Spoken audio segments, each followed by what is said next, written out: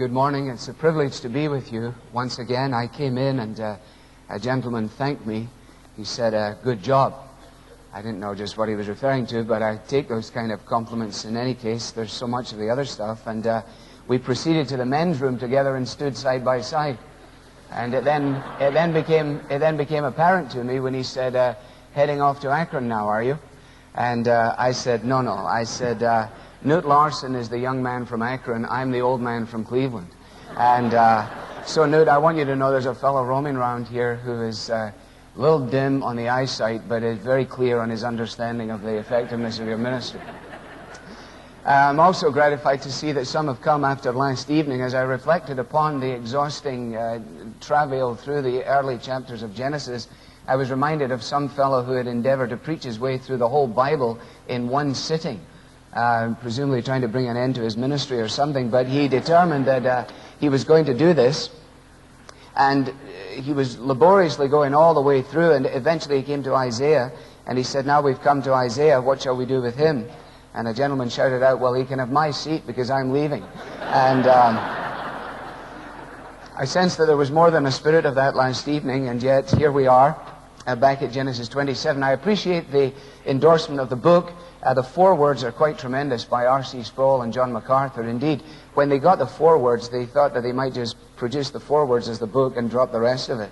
And as long as we're doing little plugs, I have an embarrassing venture this afternoon at 3 o'clock in the Baker bookstore, or 3:30 in the Baker bookstore, where I'm supposed to sit at a table.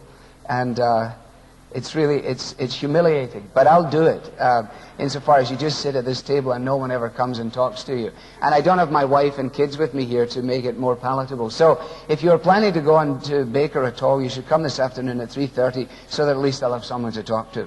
Now, Genesis chapter 37. Genesis 37. Jacob lived in the land where his father had stayed, the land of Canaan. This is the account of Jacob. Joseph, a young man of 17, was tending the flocks with his brothers, the sons of Bilhah and the sons of Zilpah, his father's wives. And he brought their father a bad report about them. Now Israel loved Joseph more than any of his other sons, because he had been born to him in his old age, and he made him a richly ornamented robe. When his brothers saw that their father loved him more than any of them, they hated him and could not speak a kind word to him. Joseph had a dream. And when he told it to his brothers, they hated him all the more. He said to them, listen to this dream I had. We were binding sheaves of corn out in the field, when suddenly my sheaf rose and stood upright, while your sheaves gathered round mine and bowed down to it. His brothers said to him, do you intend to reign over us? Will you actually rule us? And they hated him all the more because of his dream and what he had said. Then he had another dream, and he told it to his brothers. Listen, he said, I had another dream, and this time the sun and moon and 11 stars were bowing down to me. When he told his father as well as his brothers, his father rebuked him and said, what is this dream you had? Will your mother and I and your brothers actually come and bow down to the ground before you? His brothers were jealous of him, but his father kept the matter in mind. And then the narrative continues with the story, as I hope perhaps you will have refreshed your memories in the hours of the evening. Let us just pause for a moment. Speak, Lord, in the stillness.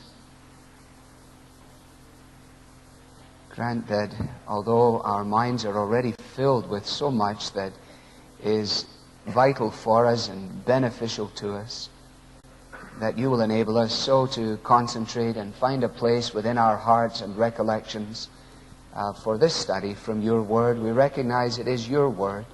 Our dependence is upon you and upon your Spirit to be our teacher.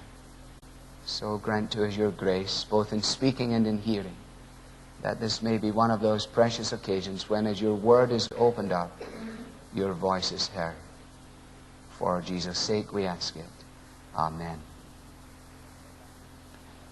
We said last evening that we have in the story of Joseph perhaps the classic Old Testament illustration of Romans 8:28, and we know that in all things God works for the good of those who love him and who have been called according to his purpose.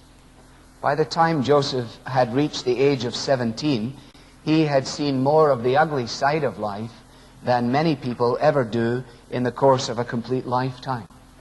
His family background was prosperous. He was part of a large group from his family. And as we discover here in these opening verses of Genesis 37, he had begun to live with an increasing notion that somehow or another God had something special planned for him. And as we trace a line through this morning, I'd like to look at it from three particular angles. I'd like us to notice, first of all, that Joseph here is the object of his father's special interest. That he is at the same time the object of his brother's jealous hatred. And he is, in the third instance, the object of God's providential care. Those are the coat hangers so that you might know where we are. First of all, then, that he is the object of his father's special interest. This is clearly stated for us there in verse 3. Joseph was loved by Israel more than any of his other sons.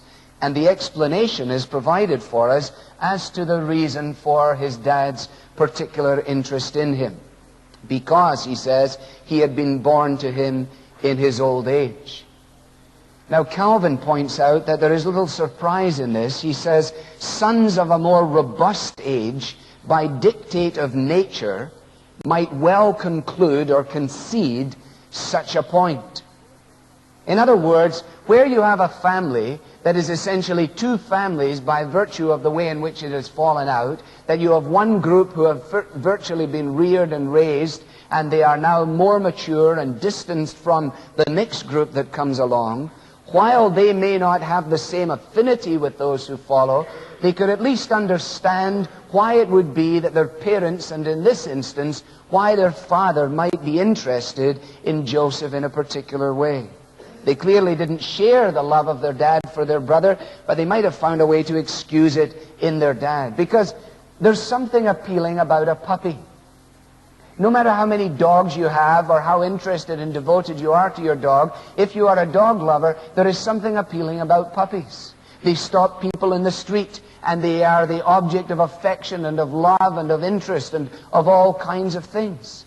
And I have observed that the same is true when children are born a little later on in a couple's experience. And while there is no place for underscoring or underpinning or affirming the favoritism which ensues, as we will note, nevertheless, it's not surprising that if your children have now reached the age where they are up and about themselves and are able to move on, make decisions, plans, etc., then if God gives you a puppy, as it were, to hang around with you, your heart is going to be inevitably drawn to him. You're going to love his companionship. You're going to introduce him to things. You're going to show him this and that. You're going to answer his questions. And that is exactly what was going on.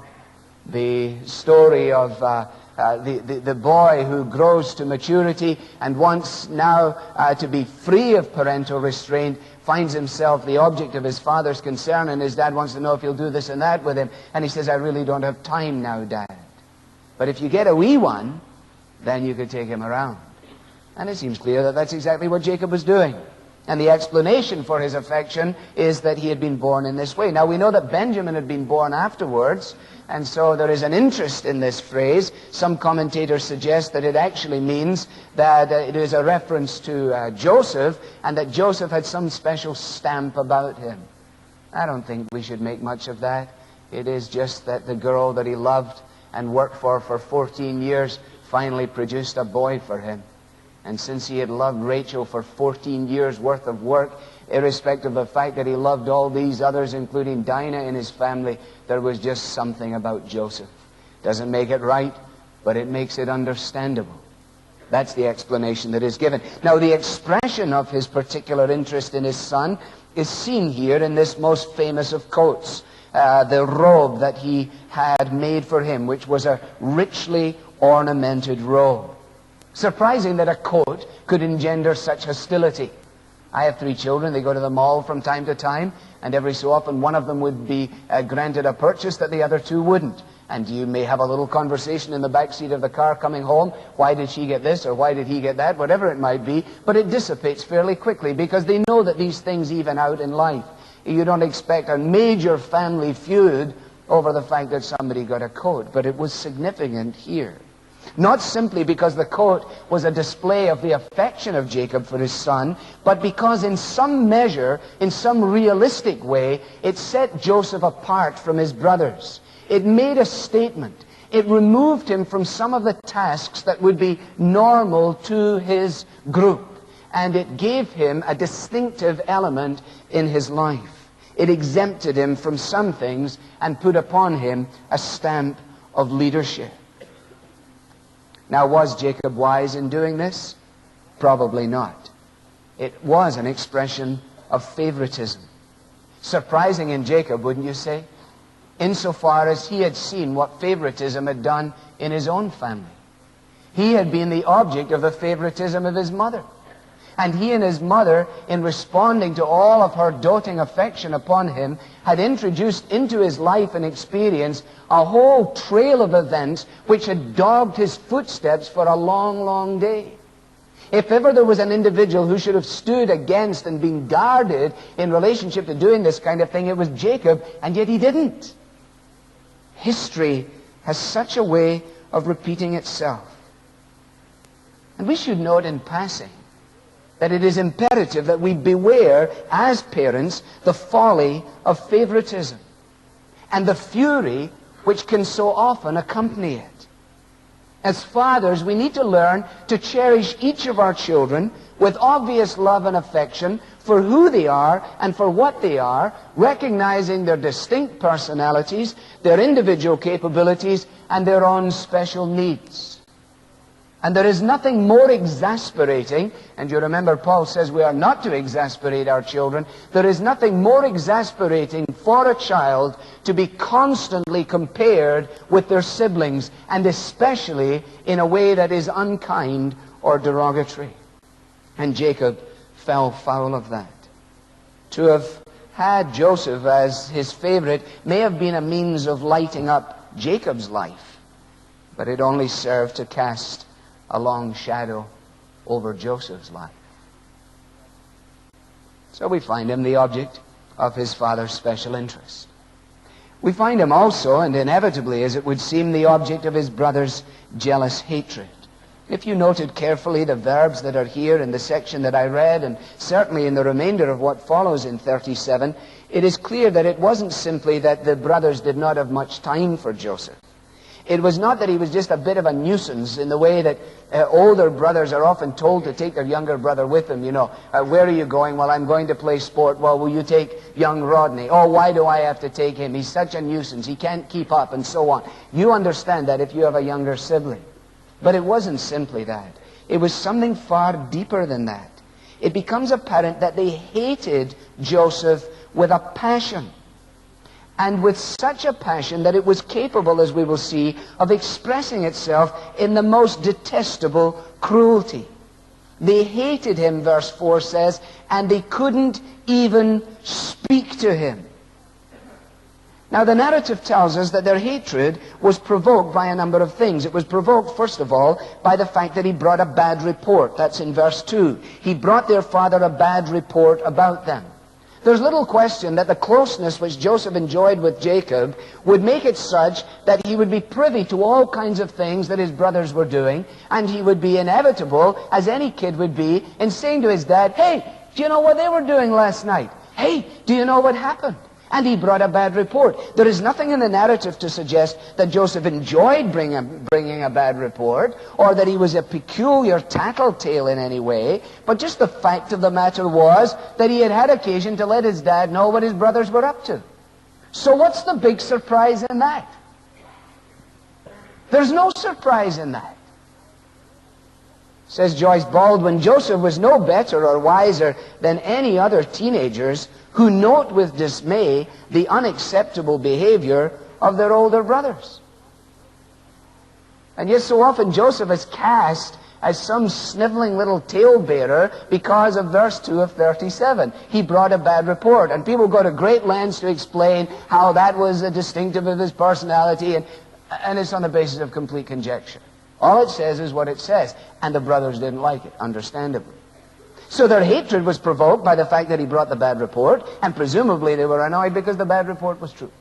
Secondly, on account of the fact that he had this robe. Verse 4, when his brothers saw that their father loved him more than any of them, their reaction is disproportionate to the offense. And it is driven by jealousy. How many families today have been fractured? How many friendships dissolved? How many college faculties disintegrated? How many meaningful, enterprising business projects torn to shreds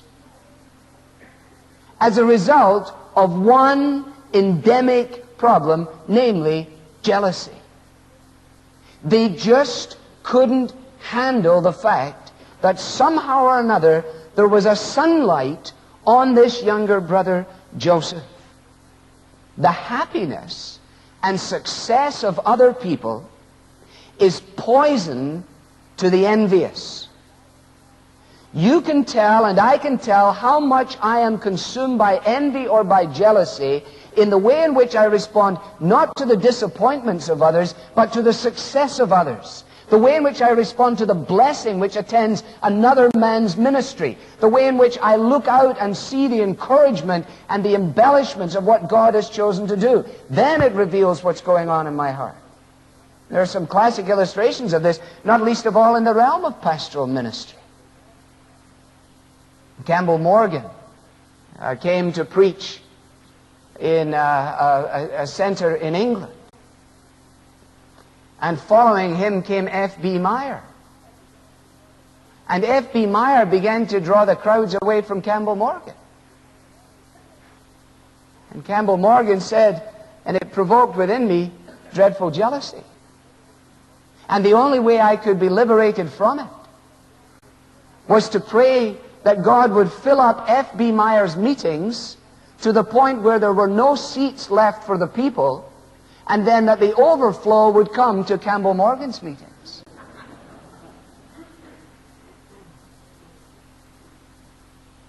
The Greeks have a story of a statue that was erected in honor of a famous athlete, put in the center of the square in this town. And a rival athlete was so obviously jealous of what had taken place that he determined that he would destroy the statue. But he couldn't just go up and knock it over. And so under cover of darkness, over a period of time, he would take a hammer and a chisel and knock away at it when nobody was watching. And he determined that he would bring the statue down. And eventually one evening, bring the statue down he did, and he brought it down on top of himself and killed himself. And such is the impact of jealousy. The passions of jealousy torment and destroy the jealous while seeking the ruin of the object of jealousy. And the destruction that was about to take place within this family was driven from this one source. You see, if Joseph's brothers had understood that it was God that was raising Joseph to a position of unique usefulness, then they would at least have been more willing to accept the less significant position which they themselves had been given. It was the electing grace of God that put Joseph in the position he was in. And when we understand that God sets up kingdoms and brings them down, when we understand that God makes His light to shine on certain people at certain periods in time in order to fulfill His purposes, then we ought to learn to be able to rejoice in that, and if you like, encourage the individuals in that, rather than adopting the posture of Joseph's brothers. Somebody said in a little doggerel, somebody probably like Vance Havner or Warren Wiersbe or somebody like that, it takes more grace than I can tell to play the second fiddle well. And everyone that has to play the second fiddle is called to a unique and pressing challenge, and it is only those who understand what it's like to play in the first chair who will ever be able to play the second chair fairly well. How about you? In the midstream of pastoral ministry, maybe a little disheartened that the plans with which you began have not come to fruition in the way that you hoped. Do not allow, let us not allow the spirit of these brothers to infect our enthusiasm and commitment to and interest in the ongoing of God's purpose at this point in history, irrespective of whoever the individual or individuals may be, that He chooses in His sovereign purpose to pick up and use. Probably the most classic illustration of it, in coming to terms with it in the New Testament, is in John the Baptist. And you can read it in the Synoptic Gospels. You can read of him in John chapter 3 as well. And the wonderful way in which John understood who he was and what he was doing. You remember in John 3 and 22, Jesus and his disciples, we're told, went out into the Judean countryside where they were spending some time and they were baptizing. And John also was baptizing near Salem. There was plenty of water and people were coming. This was before John was put in prison. And an argument developed between some of John's disciples and a certain Jew over a matter of ceremonial washing. And the man came to John and said to him, "Rabbi, the man who was with you on the other side of the Jordan, the one you testified about, well, he's baptizing and everyone's going to him." I see, this is the real challenge. Saul has slain his thousands, but David has slain his tens of thousands. Saul couldn't be content with that which God had given him for his preoccupation with what God was about to give to David. Now, John, here's the deal. The fellow you pointed to and said, "Behold the Lamb of God who takes away the sin of the world," I want you to know your crowd is dwindling and his crowd is increasing. What do you have to say to that, John? Answer: a man can receive only what is given him from heaven. You yourselves can testify that I said, "I'm not the Christ, but I am sent ahead of him." The bride belongs to the bridegroom. The friend who attends the bridegroom waits, listens for him, is full of joy when he hears the bridegroom's voice, and then he splits. That's his job over. To wait, to listen, to get full of joy, to introduce the couple, and then bow out. John understood perfectly that God had made him a voice, but not the Word. That He had made him the forerunner, but not the Messiah. That He had made him a herald, but not the king. And Joseph was the object of his brother's jealous hatred, on account of his bad report, on account of his coat, and thirdly, on account of the dreams. Joseph had a dream. These were no ordinary dreams to be dismissed as nonsense. I mean, one of the striking things here is that the brothers don't say, "Oh, you were eating cheese again last night before you went to your bed, Joseph. You're crazy. You're nuts, And they could have laughed it off. It's significant that they didn't laugh it off. Why did God speak in this way by means of dreams? He spoke in this way so that later on, as the events began to unfold, there would be the recollection of the fact that God somehow was providentially involved in all that was taking place. And there was within these dreams the strong hint, which was apparent not only to Joseph but to the others, hence the response, that Joseph somehow might be the object of God's special favor and the expression and servant of God's special purpose. Apart from this, they might have laughed it off. But instead, they served to intensify the hatred they felt towards their younger brother. It says in verse 4, they hated him, couldn't speak to him. In verse 5, they hated him all the more. And in verse 11, his brothers were continually jealous of him. Now try and think of this just for a moment from Joseph's point of view. Here he is, he's 17 years old, and he is isolated, and he is endangered by his brother's hostility. We could be excused for assuming that given the family context and all that had gone on before, Joseph would draw into himself, and in his pain he would become a kind of introverted little fellow, full of fear and full of resentment. The kind of kid that would go into his room, close the door, and play CDs as loud as he possibly could, and just lie on the floor and commiserate with himself, in 20th century terms. But not so. Not so. The resiliency of his personality is absolutely striking, and it's part of the intrigue of this wonderful story. What's the basis of this? How do you you explain Joseph? Joseph intrigues me. 17 years old, and his father dotes on him. 17 years old, and his brothers hate his guts. 17 years old, waking up in the morning with these most incredible dreams. My brothers are bowing down to me. My father and mother are bowing down to me. I mean, this is strange. And somehow or another, as a 17-year-old kid, trying to put all the pieces together. Brings us to our third point. That Joseph was the object of God's providential care. Now look at him as he goes to greet his brothers according to the instruction of his dad. The brothers in verse 12 had gone on to graze the flocks near Shechem. And his father says to him, now what I want you to do is I want you to go out to Shechem. Very well, he replied. So we know he's an obedient kid. And he said to him, go and see if all's well with your brothers and with the flocks, and bring word back to me. And then he sent him off from the valley of Hebron. Now just how tuned in Jacob was to what was going on in his family is a matter of conjecture here. Surely he didn't realize that he was putting Joseph in danger. If he had known when he sent the boy out on this particular occasion that he would never embrace him again, he would never see his eyes, he'd never clasp his hand, he'd never give him a hug for 20 years. The chances are he would not have dispatched him on this journey, but he was never to know that, nor was Joseph to know that. Joseph was sent, and so Joseph says, I'm going. He goes in obedience to his father, and he walks into the eye of the storm.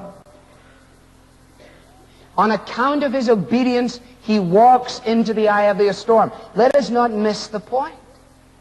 That in our obedience, living in the place of God's appointing, we may well be living in the eye of the storm. As he made his journey through these 50 miles and adding to them another 15 or 20 till he finally tracks them down, presumably he's saying to himself as a kid, well, I wonder if the passage of time has softened my brothers up to me. I wonder if they'll be dealing with me differently. I wonder if they'll speak to me. I wonder what will happen. But he was sent, and he was prepared to go.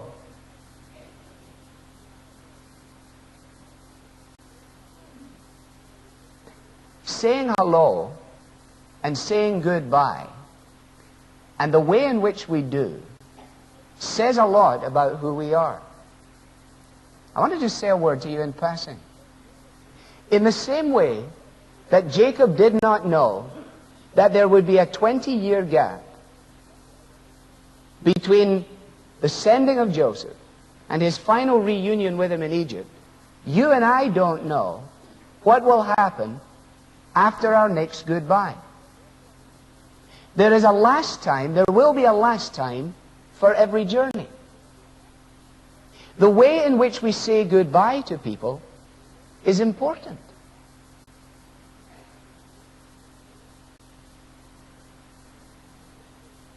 I've noticed, and it may be different in Michigan, although it is to Michigan that I first of all came in 1972 when I first visited America, and from Michigan I took for myself a wife. So I'd like to assume that it was a little different. But in America I've noticed that when people say goodbye to you, they just say goodbye. Now let me explain, because it may be my problem and not yours.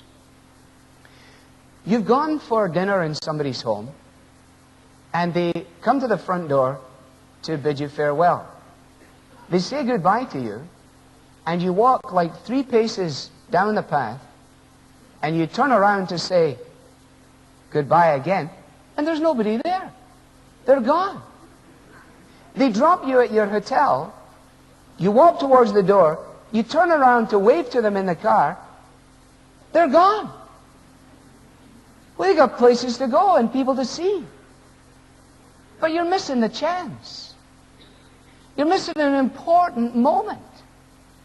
The way you say goodbye and the way you say hello is important. Now, it's become epidemic in my family. I don't know what it is. It started some years ago when my sister was in nursing school in Edinburgh, and we would be separated from one another. And on one occasion, on a morning, as she was going off to work, about 7 o'clock in the morning, I took it into my head to open the window of the apartment, the second-floor apartment in Edinburgh, and wave her goodbye with a large brush.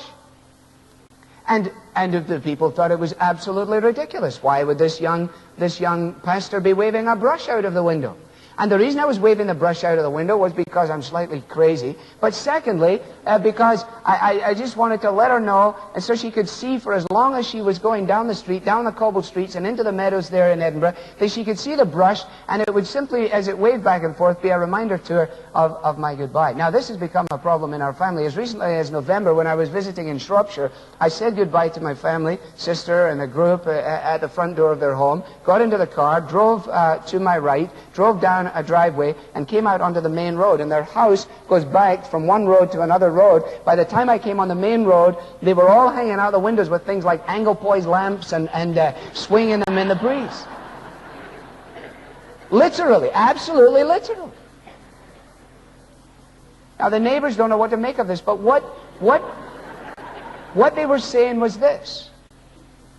In the swinging of the Anglepoise lamp off my brother-in-law's desk, we love you. The Atlantic Ocean's a wide ocean. We don't want you to forget us. We want you to know that we'll be thinking of you always. And we hope that we'll see one another again. But if we don't get to see one another again, you'll remember that crazy day with your nieces and all of us hanging out the window, waving anything that we could find as we careened up the stairs to make sure that we could say goodbye to you. Children today are not even being taught how to say hello. I know they're told not to speak to strange men, and I may fit that category. My children are certain that I do. But the fact of the matter is, it is amazing to me to be consistently ignored by kids under the age of 10. Good morning.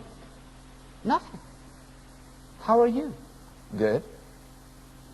Hey, son, look in my eyes. I'm talking to you. Do you think that they waved to one another in this party? Do you think that Jacob waved him off? Do you think he watched him out into the sunset? Or do you just think he said, hey, see you when you get back? I don't know. You'll kiss your wife goodbye for the last time one day and you won't know you're doing it. You'll reverse your car down the driveway for the last time one day and you won't know it's the last time.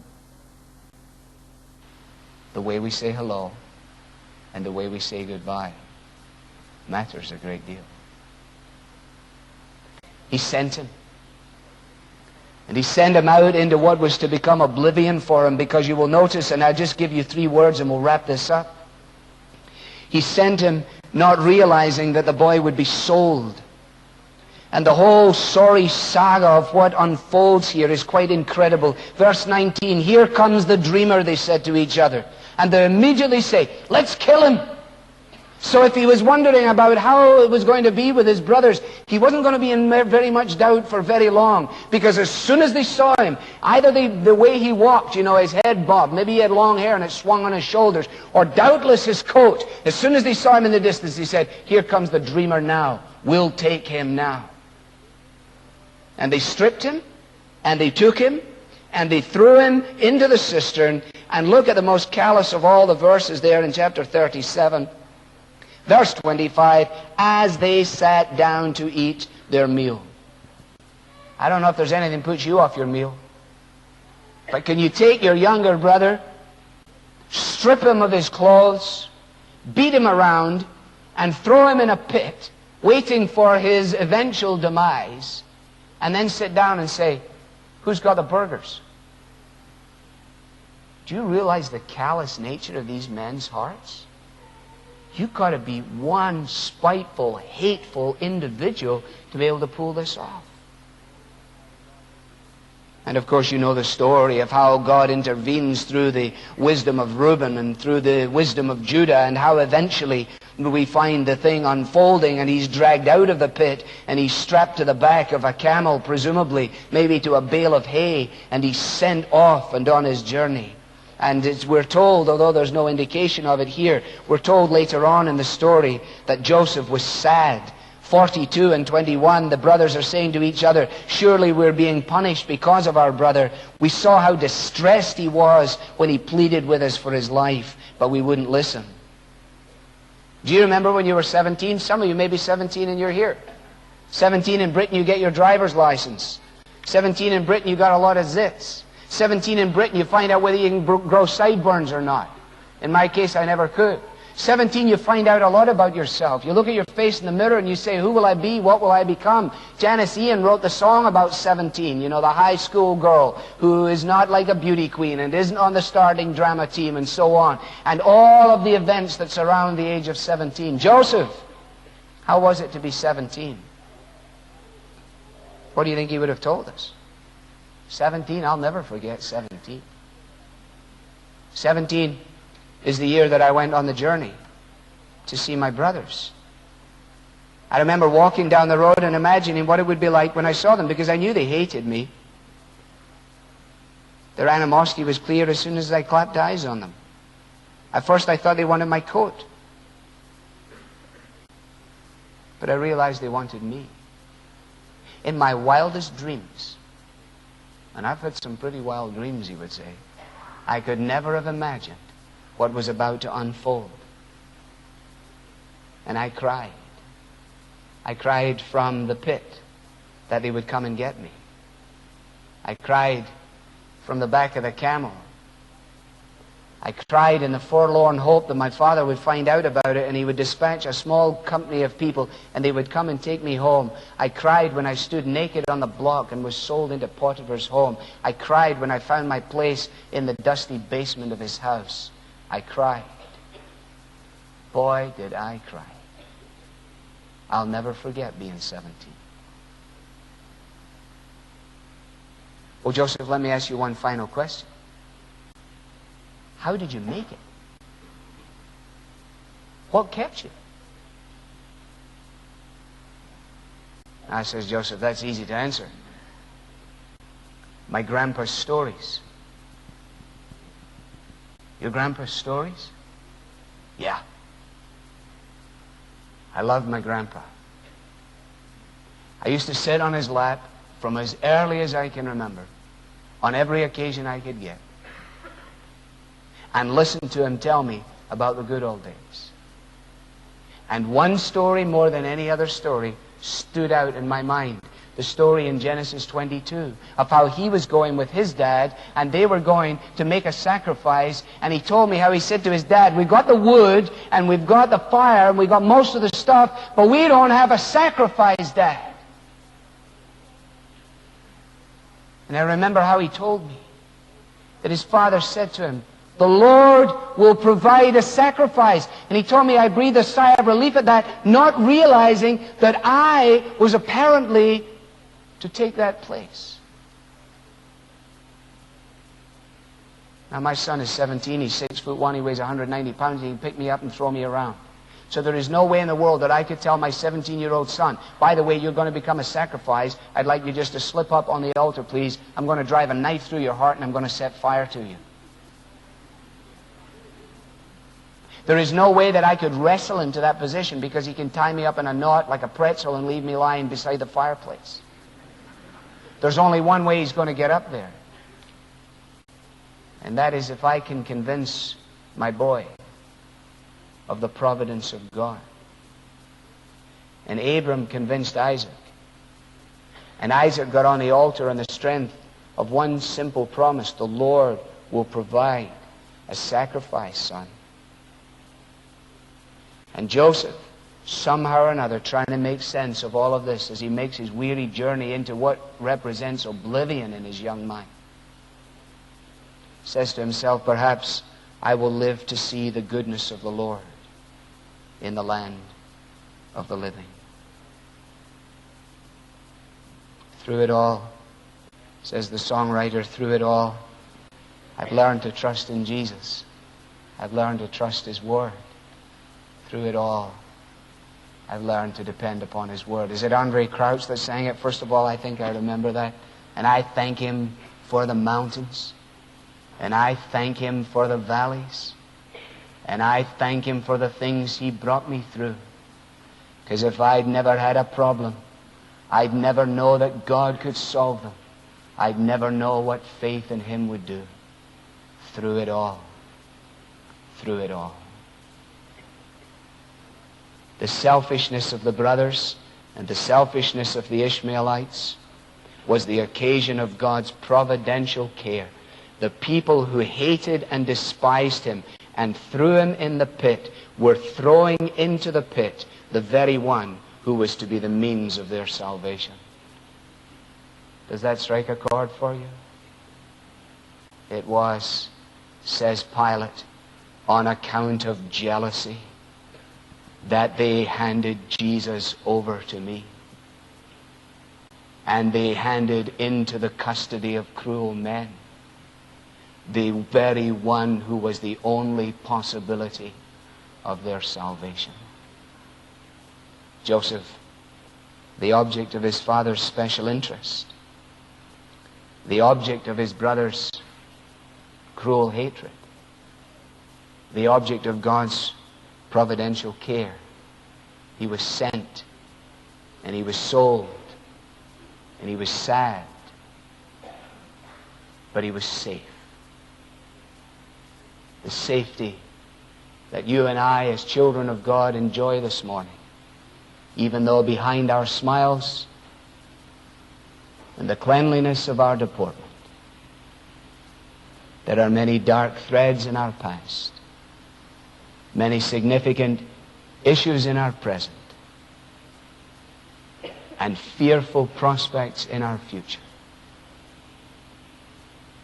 But let us rest safe in the confidence of His love. Let us pray together. Our God and our Father, we pray that as we ponder the wonder of your dealing with this young lad Joseph, that some of the practical points along the way may rivet our attention, may garner our devotion, and may stimulate our trust in you. I pray for this dear company of people gathered in the middle of the week here in this part of this great country. As different as our faces, our needs are multivarious. Some of us, Lord, wonder whether you do care for us in this great and immense way. Wonder at how it would ever be that we might know this in a precious and personal way. And we pray that you would open our eyes and ears and draw our lives to you. Some of us are dealing with jealousy and envy. It's eating us up. We come, Lord, to confess our sin to you. Help us then, Lord, day by day and with every passing moment,